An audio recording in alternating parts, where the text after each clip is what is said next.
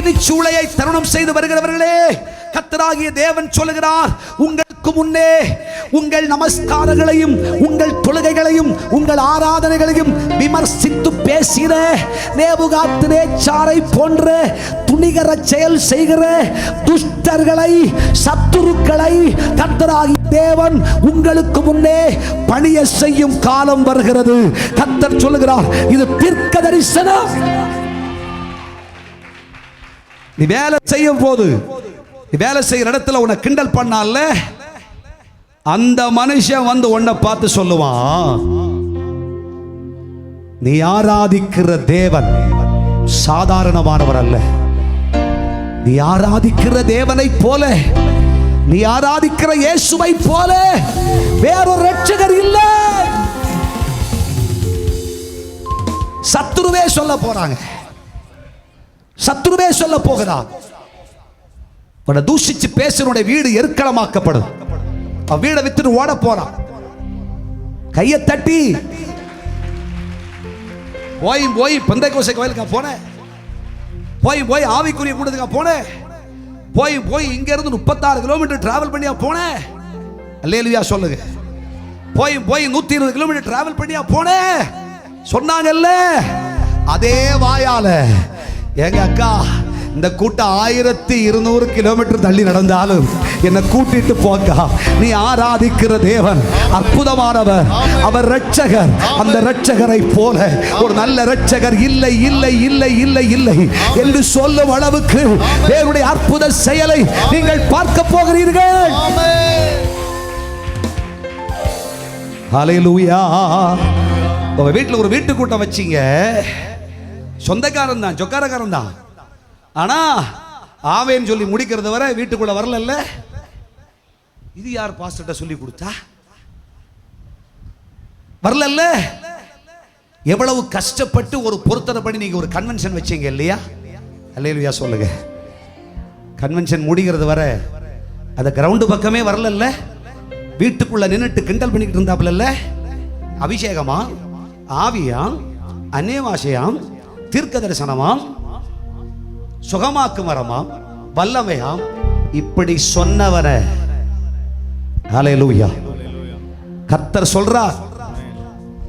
நீ ஆராதனைக்கு புறப்பட்டு வரும்பொழுது கிண்டல் பண்ணிக்கிட்டு, கேலி பண்ணிக்கிட்டு, பிளாக் அண்ட் ஒயிட் போட்டு போறியோ, ஊழியத்துக்கு போறியோ சொன்னாங்கல்ல, கேலி பண்ணாங்கல்ல, கர்த்தவனை துண்டிச்சு போடுவான்.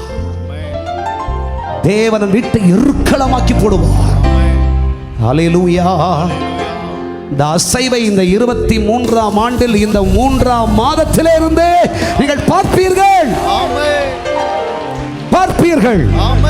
சத்துருவின் வீடு எருக்களமாக்கப்படும். ஷபலக சஹரக துனிகரபு. ஹல்லேலூயா. கர்த்தர் உன் பக்கம் நிப்பார். கர்த்தர் உன் பக்கம் அடிப்பார். சத்துருவே சொல்லும், ஐயோ தெரியாம சொல்லிட்டனே, நீ ஆராதிக்கிற இயேசுவை போல, நீ தொழுது கொள்ளுகிற ரட்சகராகிய தேவனை போல ஒரு ரட்சகர் இல்லை, ஒரு தெய்வம் இல்லை, இப்படி ஒரு தெய்வம் இல்லை. எல்லா நாவுகளும் இதை அறிக்கை செய்ய போகிறது. அனைவரின் முழங்கால்களும் இங்கே முடக்கப்படும். கர்த்தர் செய்ய போகிறார். தீர்க்க தரிசன ஆவியானவர் பேசுகிறார். இதை செய்து முடிப்பேன். என் பிள்ளைகளுக்காக இதை செய்து நிறைவேற்றுவேன். சபையாகிய உனக்காக இதை நிரூபிப்பேன் என்று கர்த்தர் சொல்லுகிறார்.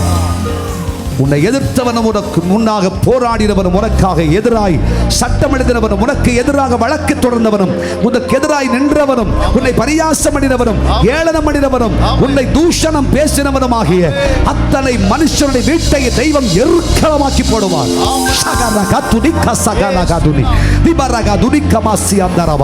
கர்த்தருடைய கரமதை செய்யும். கர்த்தர் சொல்லுகிறார், நீ செய்கிற ஊழியம் ஆசீர்வாதமானது. நீ சேவிக்கிற தெய்வம் சத்தியமானவர்.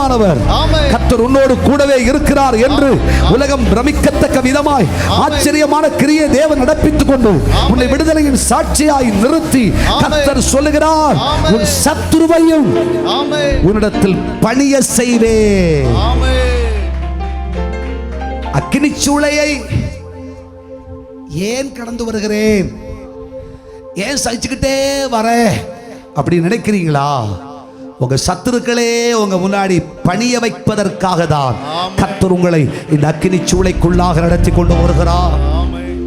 ஹல்லேலூயா. கைகளா சச்சு இல்லாம நான் என்ன தப்பு செஞ்சேன், என்ன தவறு செஞ்சேன்? பலமுறை கேட்டீர்களே. கர்த்தர் சொல்றார், என் நாம மகிமைக்காக, என் நாம மகிமைக்காக உன் சத்ருவும் உனக்கு முன் பணிய வேண்டும். உன்னை கேலி கிண்டல் பண்ண மனுஷன் வரைக்கும் உனக்கு முன்ன, ஐயா நீ சேவிக்கிற தெய்வம் தான் ஐயா, உண்மையான தெய்வம் ஐயா, என்னை கூட்டு போயா, என்னை அழைச்சிட்டு போயா, அந்த தேவன் எனக்கு போதும் என்று சொல்லுகிற சமயம். இதற்காக தான் இத்தனை பாடுகள்.